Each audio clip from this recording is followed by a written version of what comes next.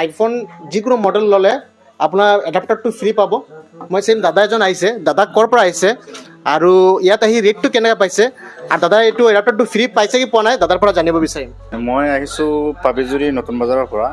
মই দাদা যেনেকৈ কৈছে পাইছোঁ, এডপ্টাৰ পাইছোঁ আৰু এটা গিফ্ট আছে দিব দাদাই কৈছে। আৰু ৰেটটো ভালে পাইছে ন? ৰেটটো ভালেই পাইছোঁ। ঠিক আছে, ঠিক আছে, থেংক ইউ। মই ঋতুৰাজ হয় আৰু মই চামগুৰিৰ পৰা আহিছোঁ, হাৰুঘাটত ইয়াত আহিছোঁ RD এণ্টাৰপ্ৰাইজত।